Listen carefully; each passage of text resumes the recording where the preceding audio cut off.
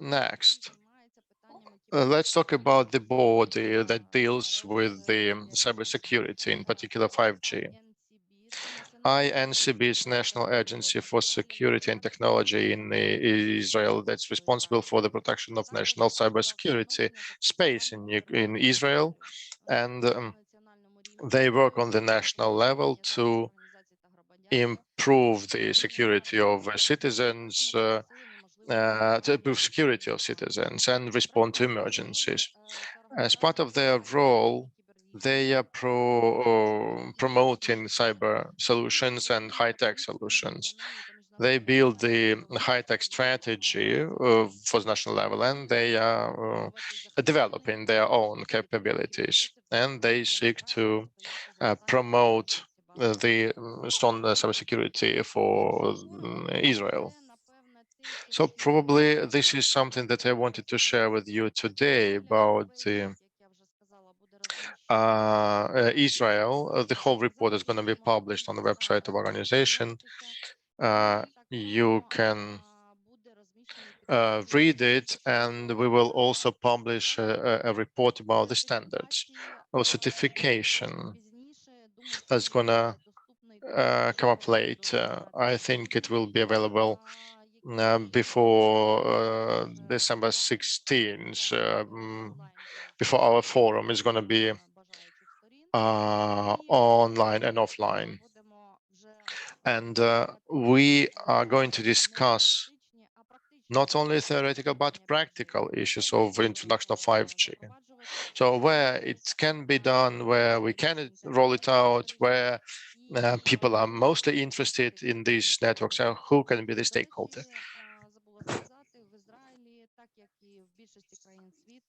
In Israel, just like in many other countries, they understand that the private networks are most interesting, and they are going to offer those licenses for mostly industrial facilities, industrial companies, to be used for Internet of Things. With some concessions, some favorable conditions. So Ukraine needs to study that too, to understand what we can do. And as I understand, the calculations of the price of this license have not been done yet, but I'm not 100% sure.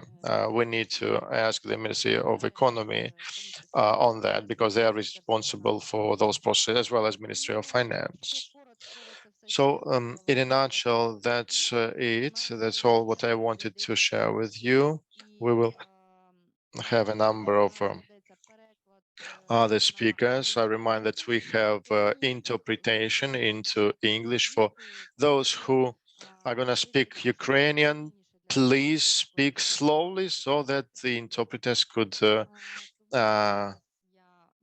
their job. Thank you at the moment, and we are prepared to give the floor to Ulrich Platte, our colleague from Germany. He will give us more details about the German regulation, German reality. And he is an expert on IT security at Telecom, our partner in Germany, and they advised the Deutsche Bank for the construction of their networks. So I hope that Ulrich will also find time to join us on December 16th to and he will share how they did that, what was the process, what Ukraine needs to take into account, what lessons we can learn from Ulrich. So Ulrich, please, the floor is yours. Let's go. Thank you for the invitation. Thank you for the extended invitation for December 16th. I wasn't aware about a second round that you'd have me join. This is going to be a part where I will briefly outline the regulation that we have in Germany based on the framework that the European Union provides, of course. I mean, we're not we're not doing this on our own, as you are aware, and keeping pretty much your orientation towards the European regulation as well in Ukraine. This is where we're all living inside this this framework. I will speak about the different institutions that Germany has that puts these things in place, and we will also have a look at a closer look at the legislation that is provided to make these measures actually work once they're implemented, and the bodies that are authorized to use them. As you know, we've had a change of government very recently. In fact, it's the new one is in place since yesterday, officially established yesterday morning, with the swearing in of the oaths of the different ministers that we have now. I will give a very short overview of what we have in place in the coalition agreement that has been set up for between the three parties that now share the government function with regard to 5G. A very, very small topic inside the 180-page document, as you can imagine, but it's there, and we can talk about that briefly. So, first of all, a look at the European framework that we're working inside, which is basically setting the ground rules for whatever we do nationally. Those are, as many good things are, threefold, of course. The European framework consists of the old telecommunications framework that has been reformed just recently, I think in place since exactly 1 year now, is the European Electronic Communications Code that has maintained the security provisions of the old one, but also has new definitions for networks and service security additions. It provides the taking into account of security incidents and business continuity management, monitoring, auditing, testing, and what have you, and which is important, compliance with international standards. So this is also standards pertaining to technical provisioning, and but there is no direct effect of this on network equipment manufacturers. There's no stipulations of nothing concrete in that regard. The second volley, if you may, is the Network Information Security Directive. That is not exactly dealing with telecommunications, but all fields like energy, finance, healthcare, what have you, to adopt appropriate security measures. That's a directive that demands that you set these measures up. And second important role of this directive, that you notify the relevant national authorities about incidents, serious incidents. So there is that, the NIS.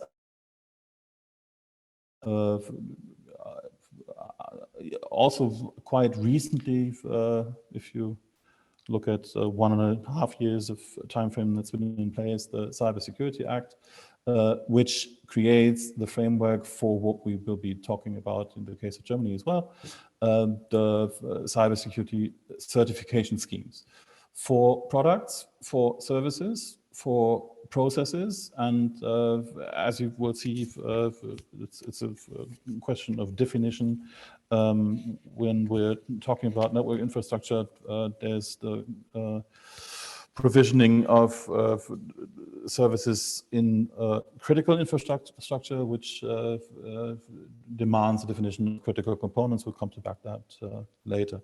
There are other regulations on the European level that are important. If you look at particularly the 5G case,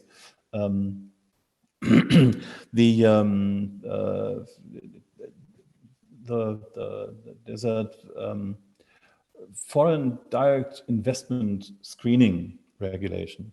That is something that's looking very closely at the influence that foreign companies, in that case, who provide services and or equipment to service providers in Europe have on the market, which is basically what the regulation is looking at. But in terms of sustainability for the supply chain, for example, that's in sensitive areas, you will have to make sure that things are, that critical technologies are available on a regular basis. You don't depend too much on a single vendor, and to be able to monitor that, we have the FDI screening regulation in the European Union.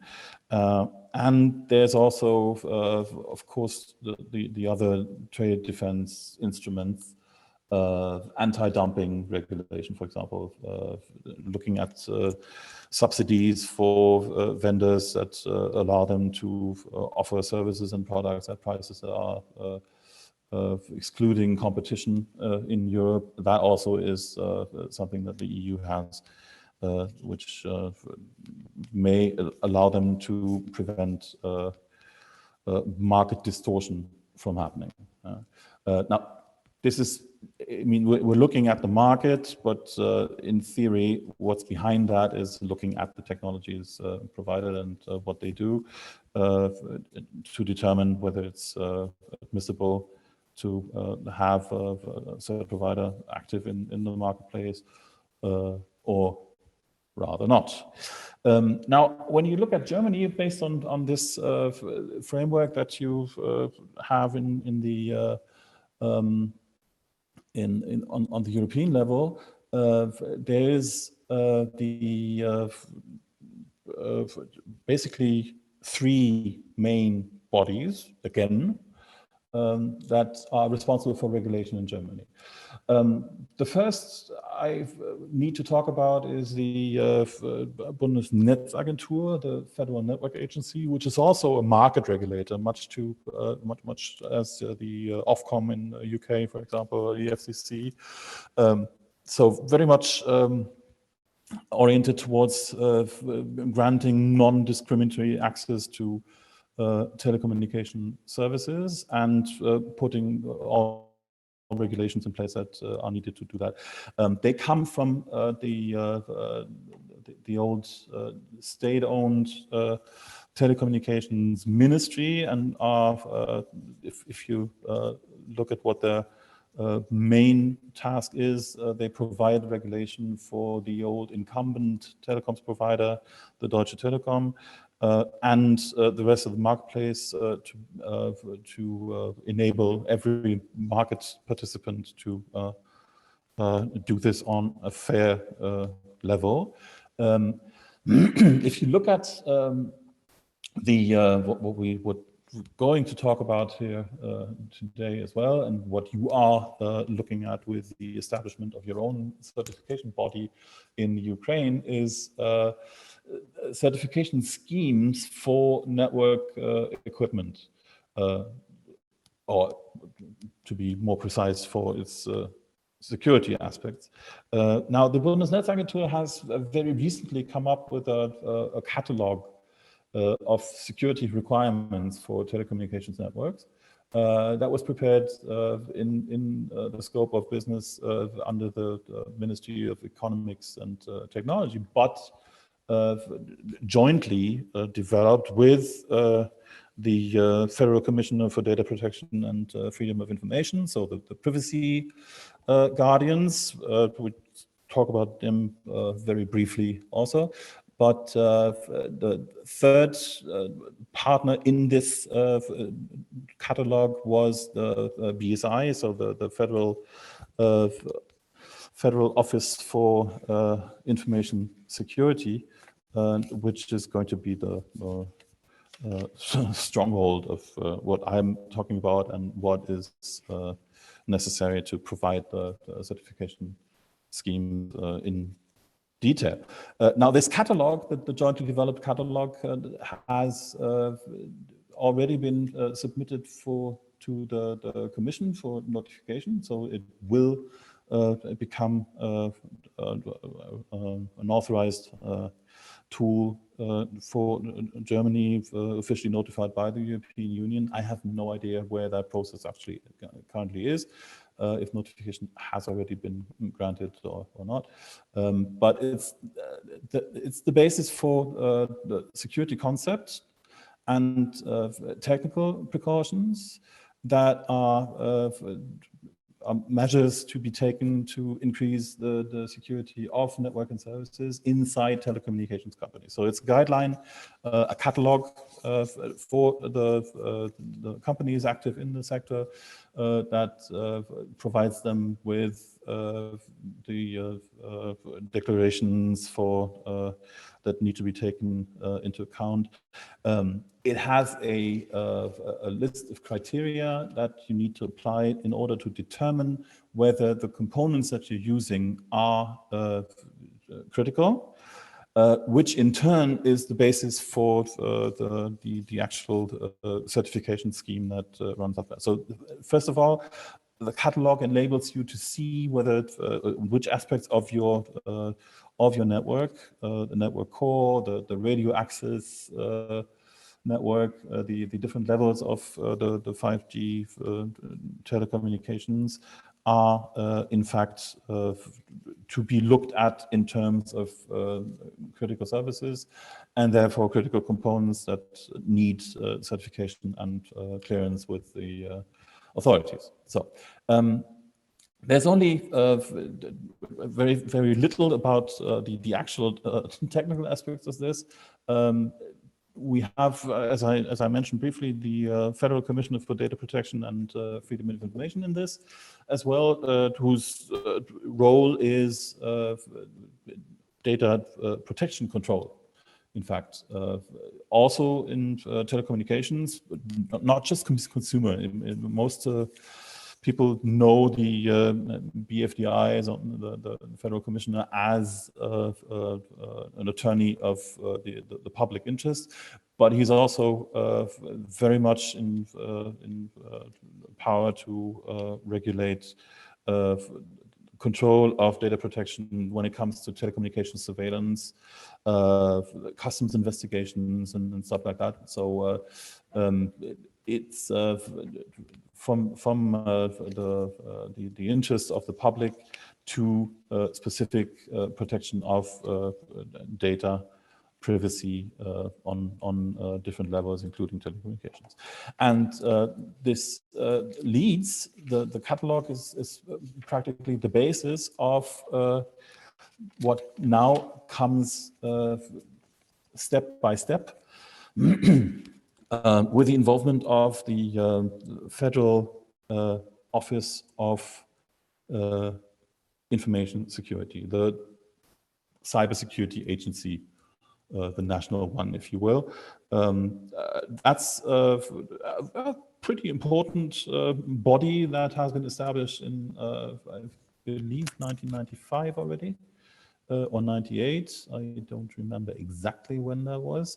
The law that actually set out to oh no, it's 91 already. Sorry. The law that actually sets the ground rules for the BSI was completely remodeled in 2009 for the first time with the Federal Information Security Act 1.0. There's the IT Security Act 2.0 is what we're going to be talking about for the rest of my time here, mostly. This has mainly clarified the role of the BSI as the protector of the networks of the federal government institutions, including the ministries, but also all federal offices and agencies below it. That makes the BSI the most important institution to look at cybersecurity in all official networks, for example. It always set basic standards for this. It always had the certification aspect for equipment and everything that's been in place for many years.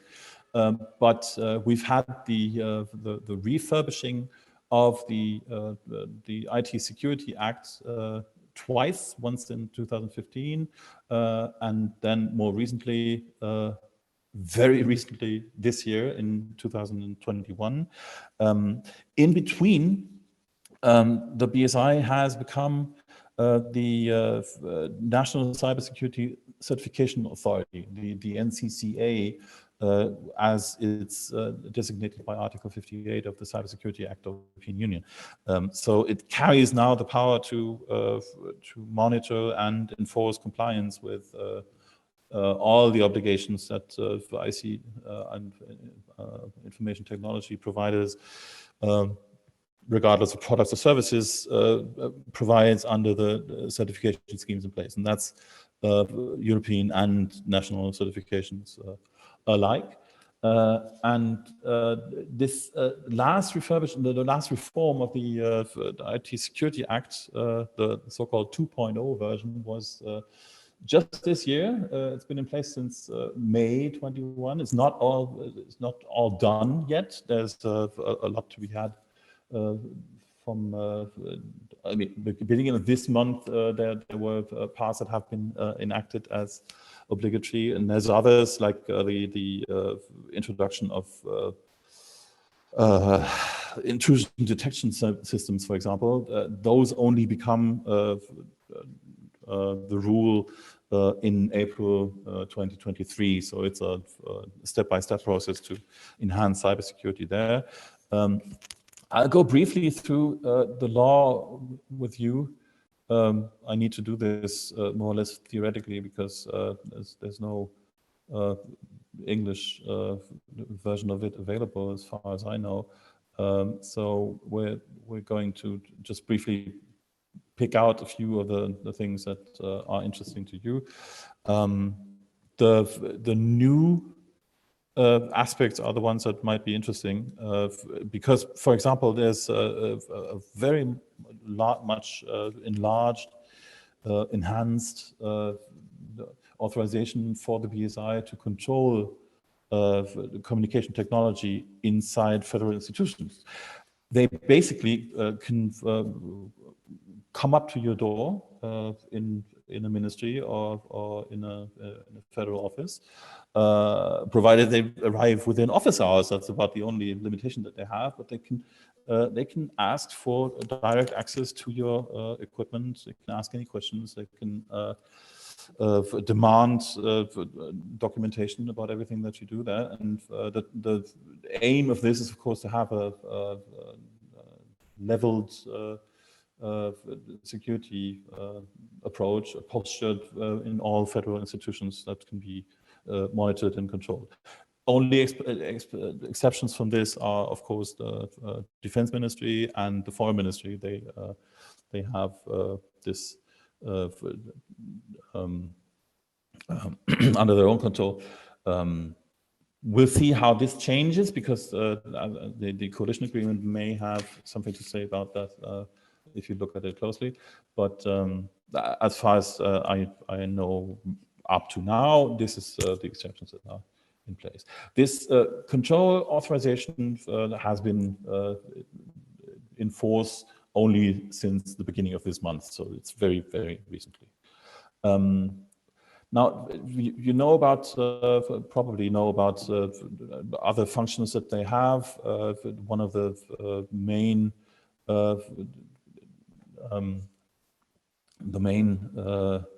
aspects is this 5G relevant, the changes that have been made for critical infrastructures, i.e. Also for telecommunications. And there's a, as I briefly mentioned, this newly established rule to use intrusion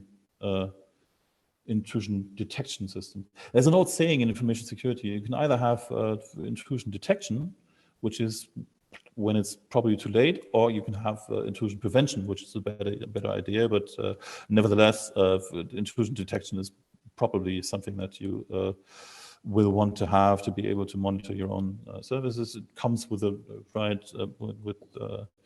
a number of virtues that are a good practice anyway, so I have nothing against that.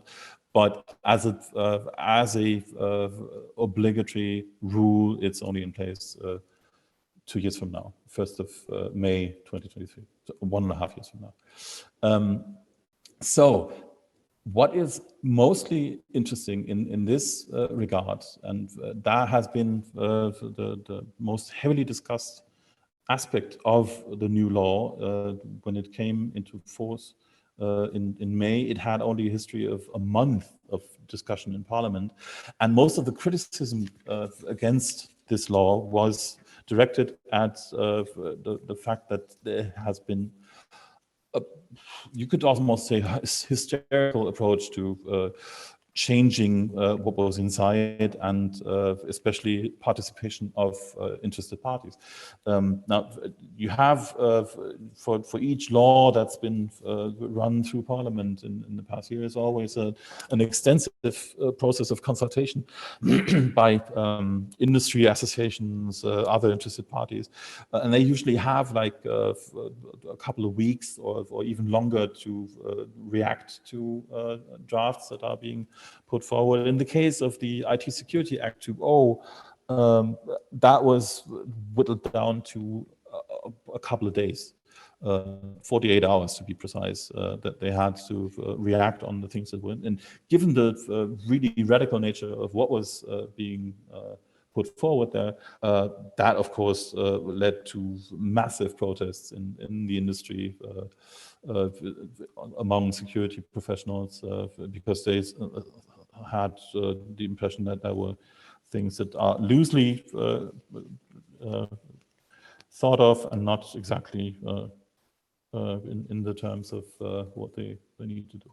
Now, the basic, the very, very important aspect that was put forward in terms of critical components is the one that we look at when it comes to 5G and 5G cybersecurity, because as you know, that is the pivotal argument when it comes to asking questions like, do we want equipment from Chinese providers like ZTE or Huawei or not, and on what grounds can we reject those if we think it is necessary to do that. There's paragraph 9b, which does exactly that. It gives the authority to the legislator, and no, the legislator gives the authority to actually prohibit the use of or the implementation of the critical components by specific vendors, and that is, hold on a second here, I need one document. So it is very, very lengthy. It is has been added as almost as an afterthought in the last stages of the legislation process. It basically says that when you first want to implement a certain critical component, you have to make an announcement of this plan to the Ministry of the Interior.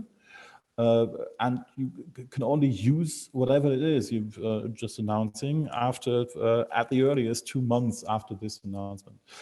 You have to have this announcement is accompanied by a declaration of trustworthiness of the provider that gives this to the operator of the critical infrastructure. And the BSI is then has the power to determine whether there is an undue influence of a government of a third country or by other forces, including military or state agencies or whatever you have there. And if they determine that this is the case, they can actually prohibit the use of it within the networks of the provider. So that's a power that is really has never been there, is now firstly introduced in this legislation, hasn't been used yet, and it's unclear whether it's going to be used or not, because the law only says that there's the possibility. What you need in the next stage is going to be a directive that is actually clarifying on what grounds, in what cases this is going to be done. The certification body of the BSI can set the technical base rules, and then on top of that you have the political assessment of the risks that are being associated with the use of a certain critical component. That is basically what's new in this law. A brief look at what the next government, the one that's in place since yesterday, is going to do will make clear that this is pretty much where we're going. There's a very short passage on 5G in the coalition agreement. As I said, 180 pages, not much space in there for what we're dealing with here, but it has the key phrase that non-trustworthy companies, nicht vertrauenswürdige Unternehmen, so it's really on the level of entire providers, not just individual products, are not going to be participating in the deployment of critical infrastructure. That is set with the highest priority that the different phrases in the coalition agreement have. It doesn't say we would like to or we will consider or whatever. It is going to be that there are not going to be involvements of non-trustworthy companies. And that is the expectation in the field. They're going to enforce this whenever there's need to see that there are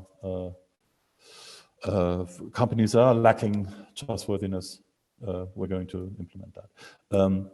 Coalition agreement also says there's the network of chambers of commerces for Germany in foreign countries, and the German Trade and Investment Agency, the GTAI, who are looking at foreign direct investments into Germany, and they actually attract those, but they will also evaluate if there's a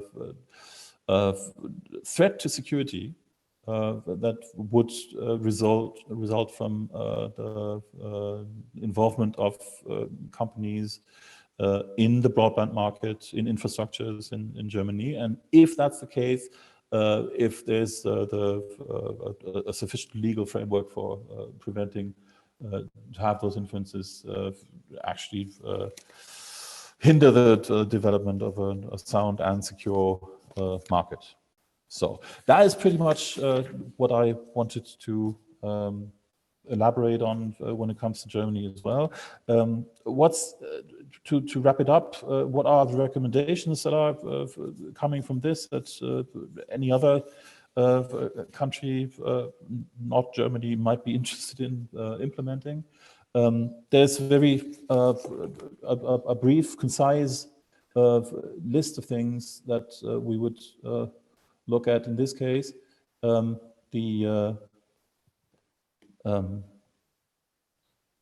First of all, what you need to do is strengthen all those security requirements. This is what you do. I mean, this is what what you do through the establishment of a national body that does certification of institutions that look at the security provisions inside the vendors and product and services providers. This also means strengthen the security requirements for the operators of the mobile networks. So the companies who actually do the telecommunication services need strict access controls. They need rules on secure operation. They have to have limitations on getting rid of their own responsibility for certain aspects of their network operation and outsourcing it to others, for example. You can't do that. If you want to keep security on a certain level, you can't just give it all away. That's one. What I find most important is the thorough assessment of risk profiles for your suppliers. If you look at the technology, it's not only a question of how secure the equipment is in terms of surveillance through foreign countries or anything.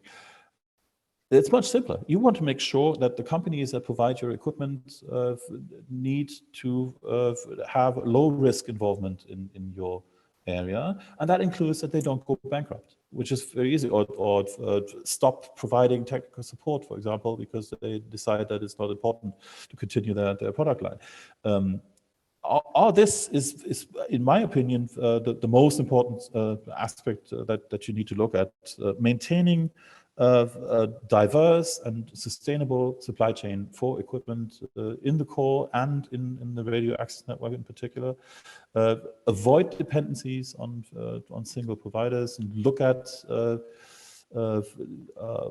market that will prevent you from being locked in with just one vendor and losing everything that is really important, like interoperability of equipment and common standards and so on and so forth. So that is basically it. What you need to have for that is, I mentioned it, FDI screening, anti-dumping. Дякую, Ulrich. Yes. Дякую. Thank you, Ulrich. Yeah. I've got a question to you. Okay, go ahead. The updated NIS directive requires to check not only the vendors, but their contracting parties too, their subcontractors. Do you think, is this process gonna delay the rollout of the networks if we stipulate this condition in the agreements with the suppliers of electronic communications? I can see what you're getting at. I don't expect that to delay anything, because I mean, the decision whether something is meeting the requirements is the same for the official supplier and for all subcontractors that are there. The BSI, the Federal Office for Information Security, is very confident that they can handle all this. In the case of Germany, that they are the body that will determine if this is going to work. The law says they have 2 months to do so. If they can react within that time frame, that's going to happen. I don't expect a large wave of rejection for equipment. The normal way will be to accept whatever is coming forward. Certification has already been in place for a number of components that are going to be part of the 5G deployment in Germany as well. So certification by the BSI already done and dusted. And they also have the most recent event that I would like to draw attention to is a study, a research report on open radio access network risk analysis, for example, which to a paranoid person like myself provides not a good night's sleep, but they have everything in place to assess this, and if you know the risk, you can mitigate them, which is basically what we do. Thank you, Ulrich. Let's see if our participants have got questions. Maybe they've got questions in the chat. If not, we will move on to our next speaker. We have our regular participant of our events, Wilma from Lithuania. Thanks a lot for finding time.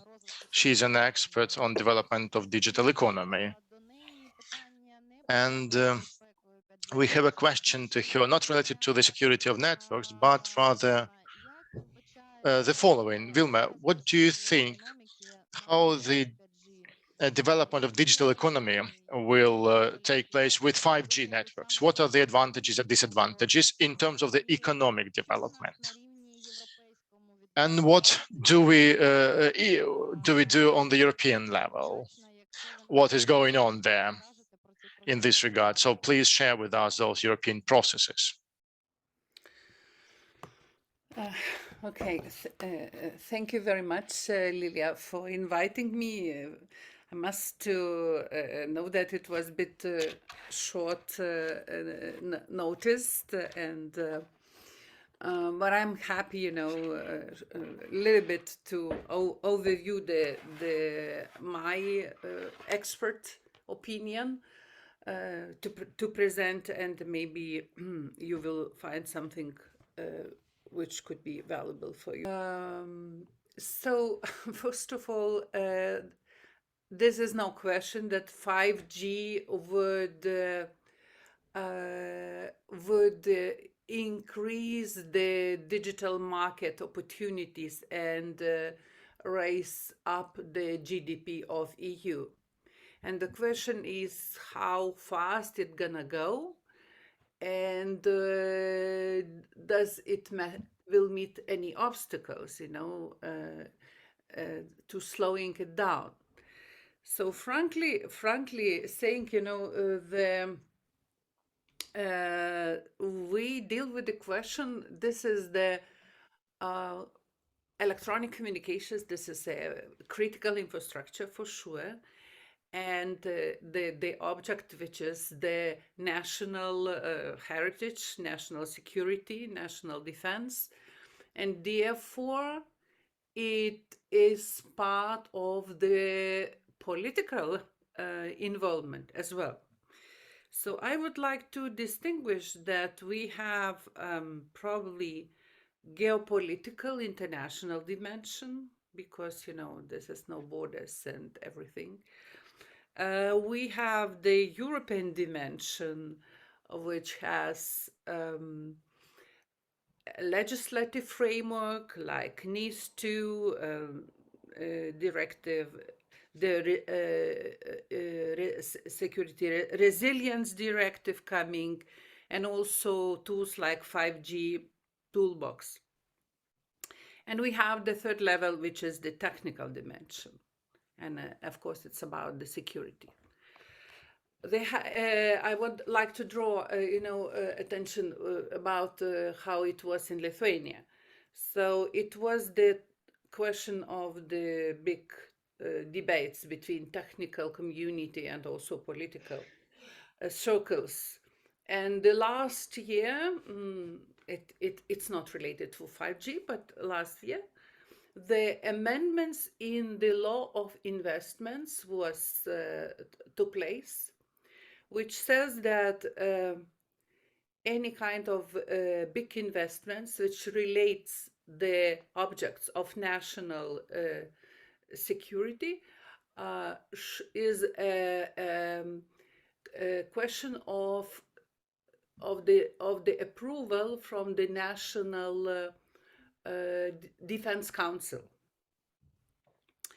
So it was also somehow reflected this year, this summer, and the amendments in the electronic communication law and in the law of the protection of objects, importance of ensuring national security took place, which put an obligation for communication regulatory authority to apply to the National Security Coordination Commission for the assessment of the equipment used for 5G when assessing the radio frequencies and changing manufacturers or suppliers, whatever. So the amendments put the clause that any suppliers, well, when it's related to this critical infrastructure, any suppliers which are not of EU markets, are from the third countries, and which are not part of the EU or nor European Economic Area or NATO, could not be part of this. So, because you know it's nothing too hidden. We have the three principal market players, which is Ericsson, Nokia, and Huawei, and that means the third is out of the market. However, we need to admit that a lot of the third supply equipment is already installed at least by two telco providers, and the government put an obligation that till the year 2025 this equipment should be taken out and changed. So now we are waiting for the tender of the 5G frequencies, and the law says that any supplier equipment should get, you know, the approval of the National Cybersecurity Center. Well, it does not say Cybersecurity Center, but let's say the bodies in charge of that. So in principle, I can't, you know, I am not the biggest expert of these telco issues, but I can say that it would be the process how they go through that. But it's obvious that only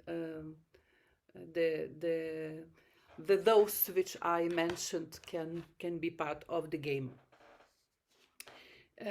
So the situation is changing from country to country, and I know that some other countries have not such a strict provisions.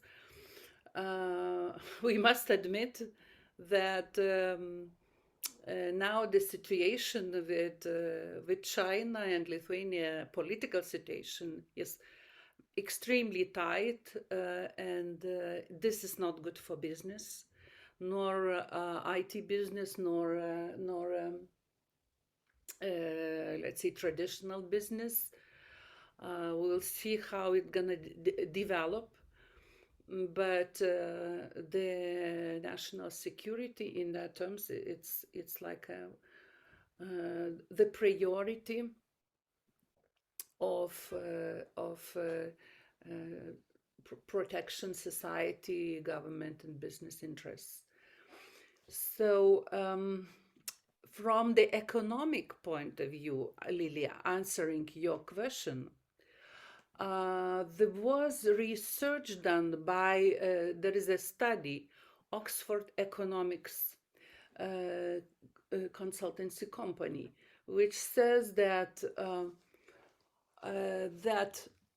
well, we must admit the Huawei equipment is quite advanced, and the technologies, some of them, they are leading and in front, and making these changes in the market will slow down the 5G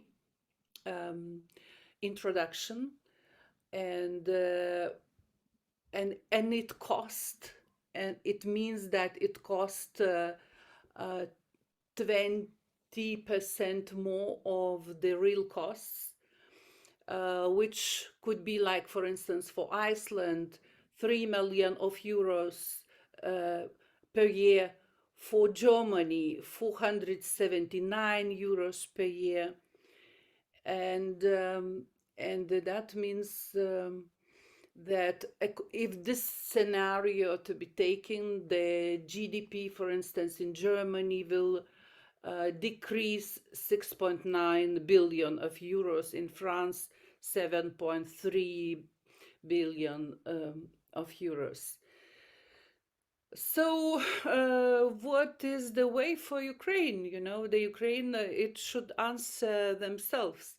I think this is the the answer should be found probably in the circle between the experts in telco, politicians, and the government, because I really call for the very close and detailed discussion, not how to say any government, not the government themselves or parliament themselves taking the decision. I'm pretty sure that the tech market has a lot of knowledge and can evaluate properly the risks, the loss, and maybe the economic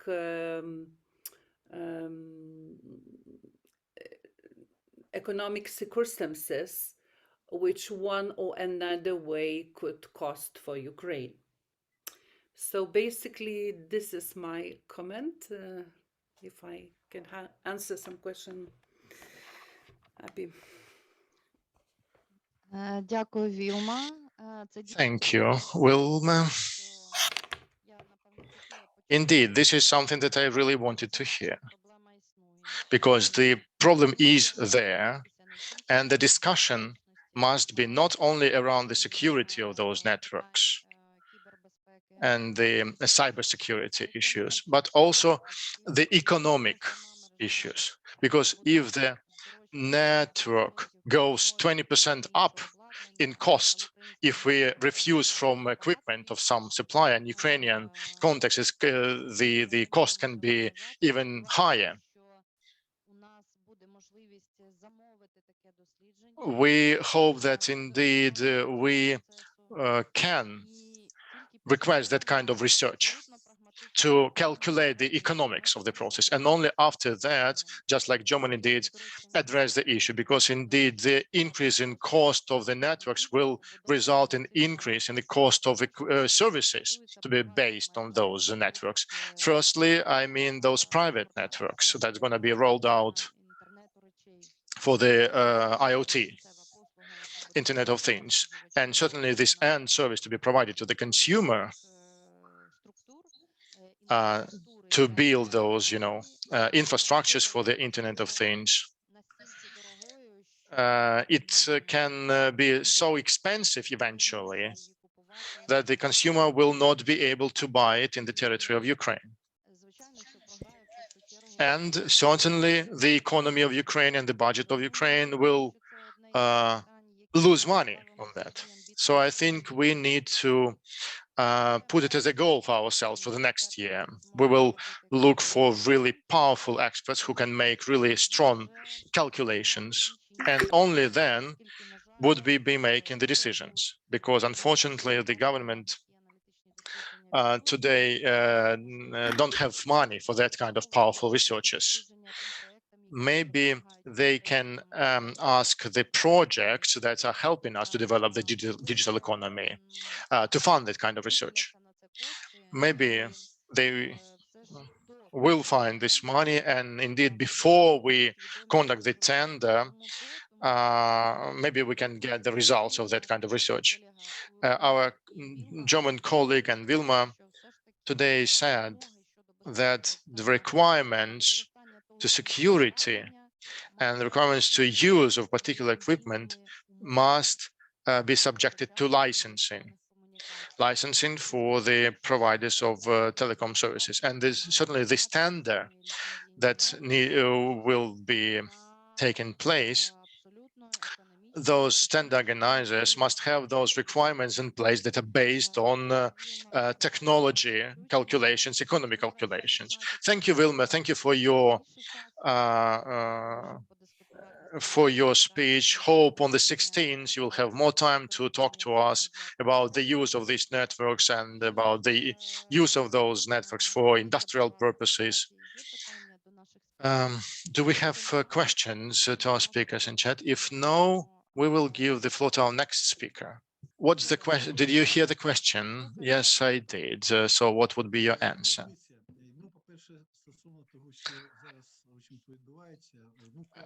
As to what's going on today, we need to take into account certainly the lessons learned in other countries who have already implemented the modern 5G technologies. At our previous meeting, we discussed those risks that those technologies can bear for the government, the economy, and the individual citizens. Any lessons are going to be useful for Ukraine, because we are only at the initial stage, the preparatory stage. I will try to explain what I mean. But any lessons are going to be useful. Why? Because it helps to reduce the time for the implementation of different technologies. It saves resources. So because you can use something that has already been used, for example, in other countries, and it helps to avoid the mistakes that others have made. As to Ukraine, the cybersecurity issue in terms of the implementation of 5G, it needs to be looked at in a comprehensive manner, because the approaches to the development and introduction of legislation needs to be done in a comprehensive way. You know that we adopted the law on critical infrastructure, and now this law covers the critical infrastructure system, electronic communications, and other issues. The law on cybersecurity is going to be adopted very soon. The law on e-communication is going to be amended soon too. Draft law related to our national commission about national operator is going to be adopted soon. And even the draft that we have today shows that the role of the national regulator in terms of cybersecurity and IT security is not covered in its entirety, I would say. So, as to the conditions, Ukraine has decided already on the conditions for 4G, and before 1st July 2022, we have some home assignment to complete. This is a joint home assignment for the operators, leading operators, mobile operators, landline operators. That's related to the coverage of 100% of our country to provide the broadband communication. And for 2022, we also plan to start the rollout of 5G technology. This is quite a complex process that requires to work with frequencies, to organize tender procedures, and requires a lot of economic resources. And our speakers rightly said that there are not so many of those resources in Ukraine. And we need to be really rational and to be really comprehensive and include the technology issues, security issues, and economic issues too. In particular, we need to prepare a population to make them ready to use these technologies. We need to reach out to the population, and it is important to realize that not only the operators, providers, government officials are going to be involved, but also the end consumers need to be involved in the process too. And in this sense, it's important to intensify the public-private partnership. And there are really strong measures are being prepared today where the government and providers, leading providers, are going to join their efforts to implement 5G.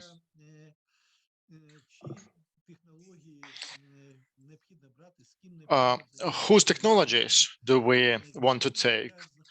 With whom do we want to cooperate? That's quite an important question for a country that has been at war, at least informational war with the Russian Federation. Hope that there's not going to be a conventional war.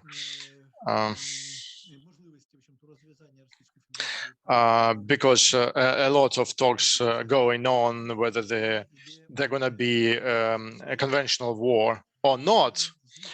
But the informational war is there already.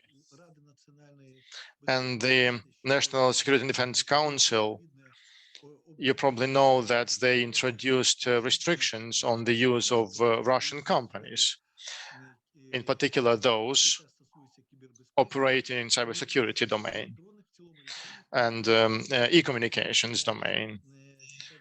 They are not allowed to take part in any processes in Ukraine.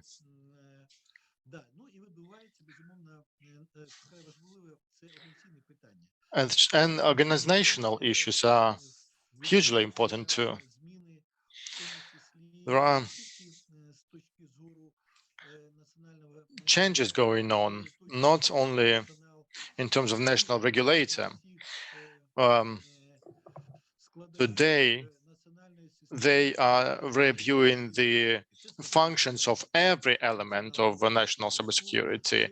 I mean, the functions of National Special Communications and Information Protection Service, the Ministry of Digital Transformation, the functions of the National Cybersecurity Coordination Center. So the issue is quite comprehensive, and it includes political, economic, technological, organizational, informational, analytical considerations.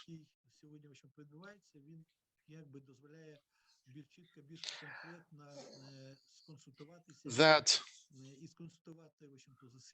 helps to focus efforts of all the participants of the process. I've got a question to you. This draft law on the future regulator.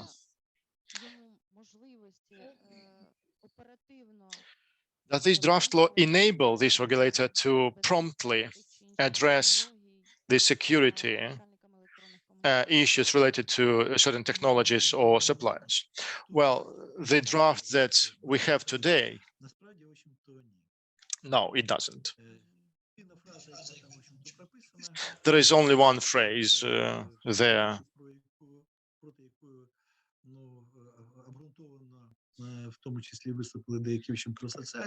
And many associations were against this phrase.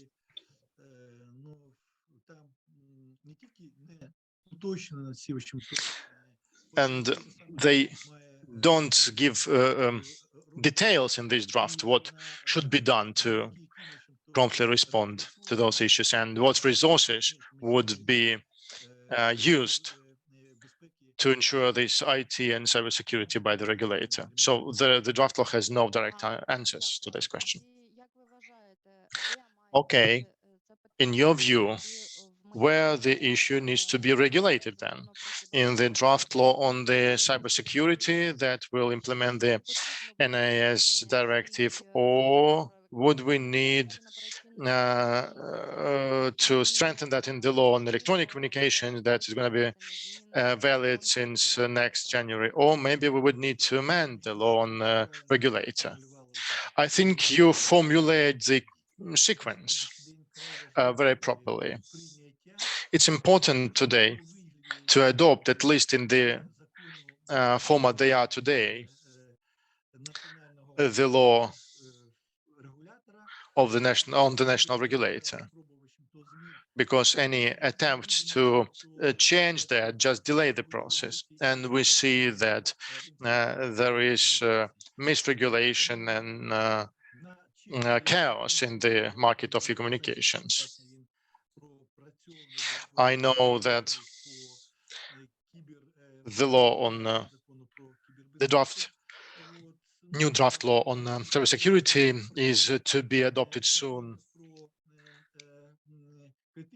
And once the law on critical infrastructure works for some time, we can see and review that, in particular, introduce those provisions you mean.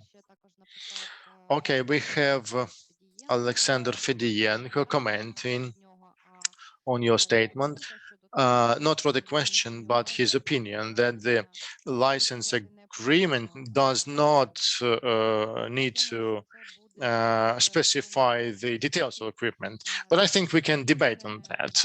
All parties need to debate on that, maybe at the committee level or the national regulators platform, where we will specifically address the conditions of these tenders procedures and everything that's related to 5G rollout in Ukraine.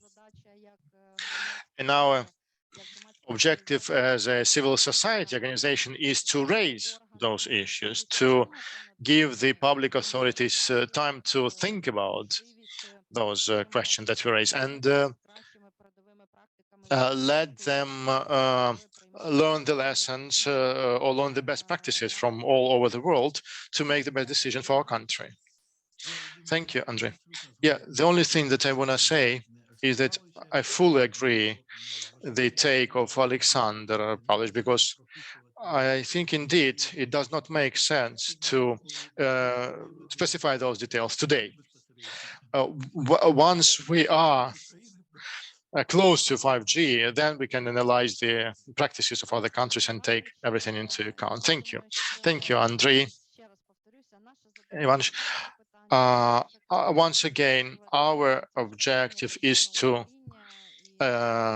raise those issues, ask those questions, and then other ministries, other players will need to follow on them.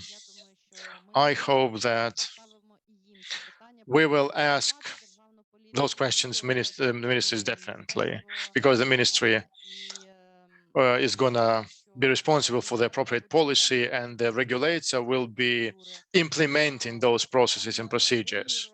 But the strategy for the development of 5G, this is the issue of policy making and the governance, but not regulation. Thank you, Andriy Ivanovich, for finding time to join us, I asked Wilma to provide this report by Oxford Economics Consulting Group.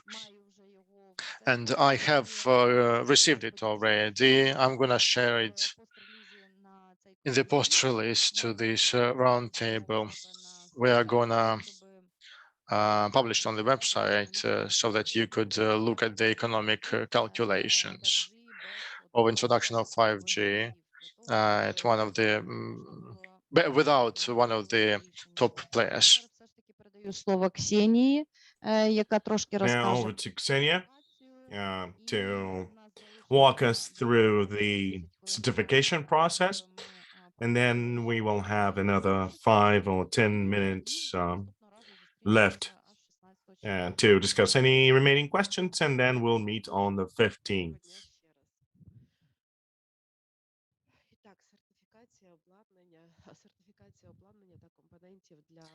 Okay, certification of equipment and equipment components for 5G networks. So let me go back very quickly to the first and second meeting we've had when we discussed European regulation in the field of 5G networks and issues pertaining to cybersecurity and cyber protection of such networks. So documents that serve as a foundation for this entire 5G exercise require 5G equipment to be certified. Now, also, notwithstanding the fact that various European institutions have developed toolboxes to ensure 5G safety and security, the certification of equipment and its components is, in fact, one of the key prerequisites for ensuring safe 5G network operation. Now, what does the European community do towards this end? So as a part of an ESA, just so let's take a step back again. So where did this issue originate from? I mean, speaking about certifying cybersecurity and cyber protection. Well, the issue originated in accordance with Article 8 of the EU Cybersecurity Act, the EU Cybersecurity Law, which for the very first time stipulated certification as a part of the cybersecurity process and tasked ESA with this function. Now, as those 5G networks became more widespread and more diversified,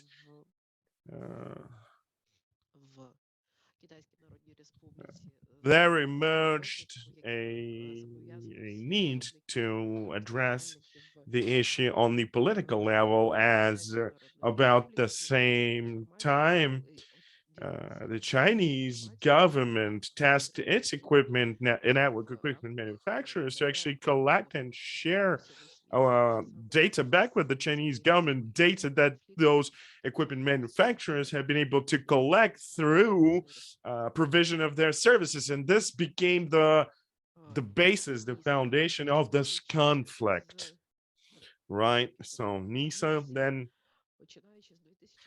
starting in 2009, was designated as a platform, to set up European 5G certification capability. And then in summer this year, the working group was in fact put together, and they've come up with their own terms of reference. Sorry for that. So yeah, they've identified their own technical regulations for the work group. The work group is called, the Special Working Group 03 for 5G security certification.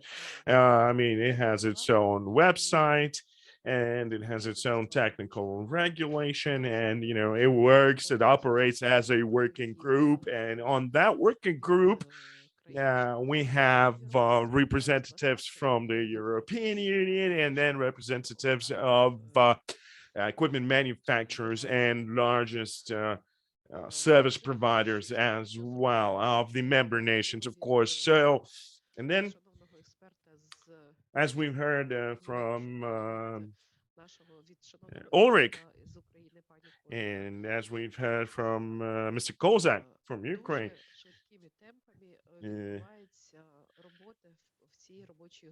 yeah, the working group is working pretty fast. So what are its main sort of lines of effort?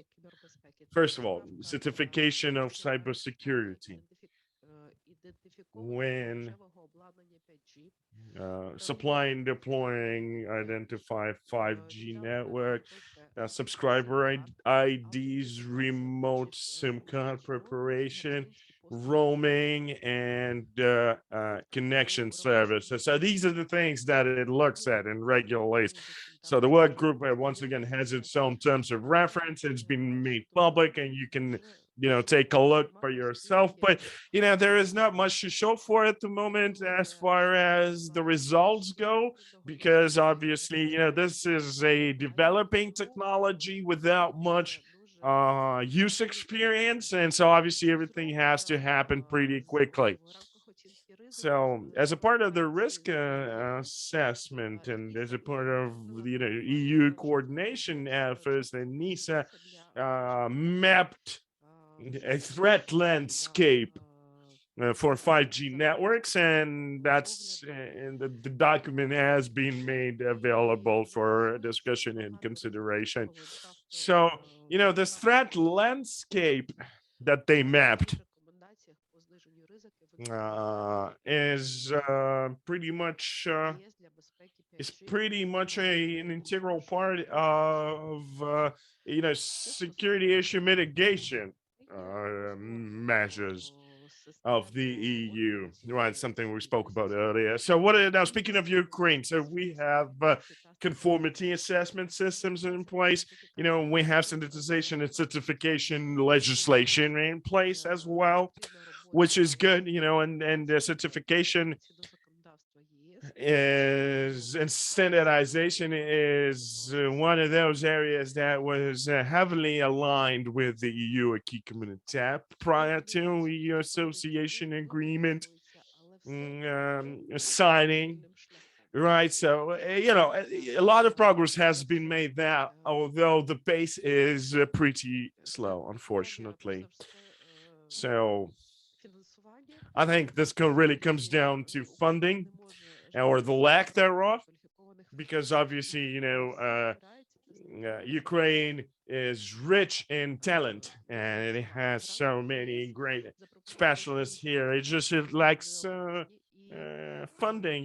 The certification schemes in the EU, they're all uniform, right?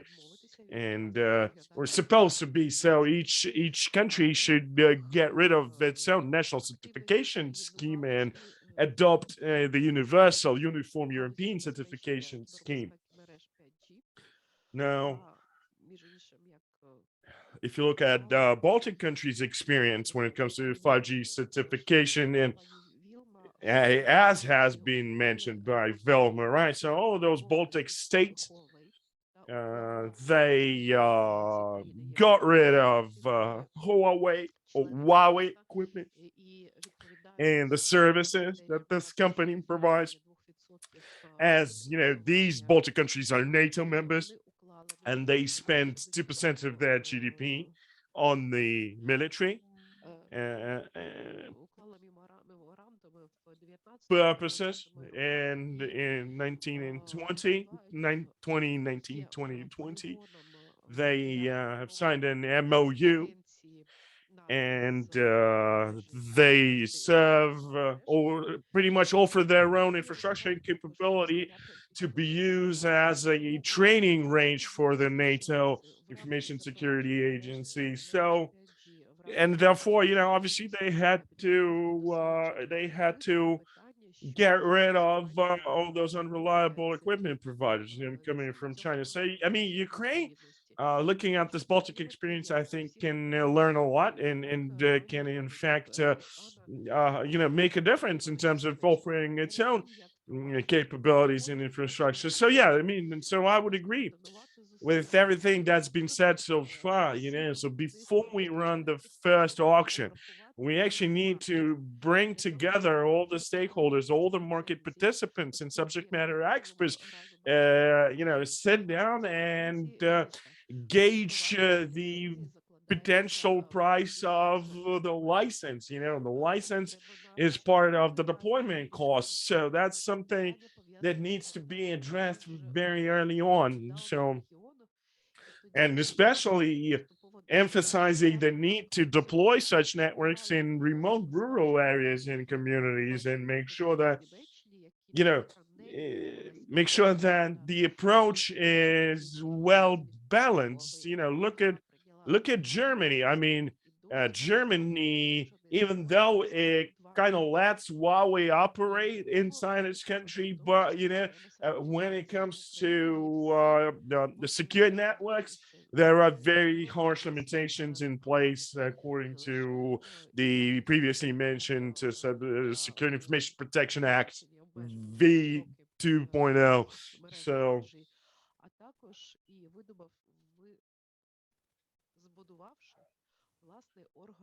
So yeah, Ukraine basically needs to set up its own conformity assessment bodies, and yeah, and also make sure that this agency can operate not just inside Ukraine, but also provide its services abroad, which makes a lot of sense, I think. Yeah, thank you. I have a question, Ksenia. So what are some of the existing network equipment, security and protection schemes, or the ones that are going to be implemented in Ukraine in the near future? Yes, I actually had a look at this issue. So yeah, we explored it, but we haven't seen any results yet. So unfortunately, this information is not in public domain. All of these larger OEMs, they have these schemes.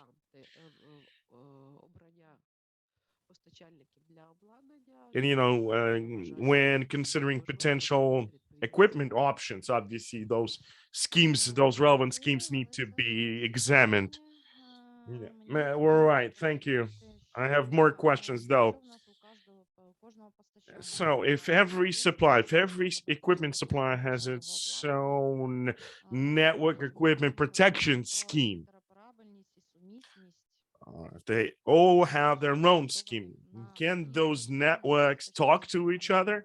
Can they be compatible given they are using their own tailor-made schemes? Well, I think they can. I mean, if you look at trust services market, well, we have a number of different service providers. So, and then, over 20 years of existence of this market, I think Ukraine has pretty much reached the level where, interoperability is a thing. And that's something that is being relied upon and used heavily, and something that was sort of outside the scope of attention back in the past. So yeah, interoperability is achievable, and that's something you need to build into the schemes themselves. Okay, thank you for those answers. So which begs the next question then.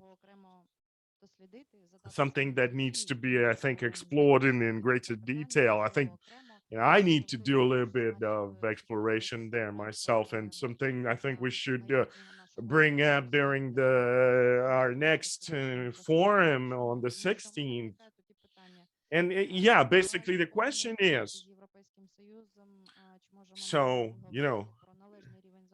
in case we exchange information with the European Union, how can we be sure that personal data is being adequately protected, given the fact that our schemes are less reliable than European ones? Well, why are they less reliable? Why should they be less reliable? Well, there's a risk. Well, I mean, look, if you look at all the existing service providers, right, out there, and even Germany, you know, when let's say choosing in Germany, when choosing equipment supplier originating from China, they still ensure relevant safety and protection, that relevant safety and protection measures are in place and systems are in place. So I don't think Ukrainian schemes are any less secure. So, but yeah, the risk is still there. I'm afraid, you know, something, there's only one way to find out. We're going to have to wait and see. And yeah, but you know what? We've got a major advantage, well, as opposed to European Union members, because we're not members of the EU.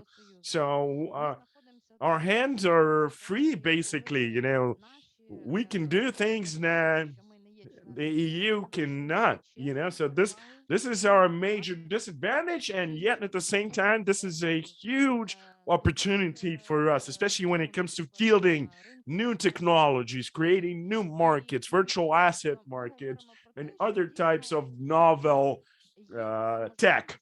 So Ukraine, in fact, has, you know, has every chance to become, you know, somewhat of a open economic area, a test bed for various technologies. Well, obviously, you know, there are still risks, because obviously if something goes wrong, you know, somebody will have to pay the price, either the taxpayers or the users, by paying with their personal data. So, but you know, that's a great opportunity anyway. So thank you very much for your participation. Thank you very much for the questions. Hopefully those questions will be answered going forward. So, and hopefully the series of events we will have held this year will continue into the next year as well. So in fact, in January, the personal data protection forum will be held for 5th or 6th time consecutively, you know. So yeah, it will be a great opportunity, like great platform, you know, for us to discuss information exchange and sharing information going forward, especially when it comes to dealing with large US-based companies and some of the requirements and challenges they present, and also, you know, our European commitment. So all of these things will be in focus of the upcoming January forum, because, you know, without discussing these issues, there is very little hope for us, you know, becoming full-fledged members of the European, you know, digital information community.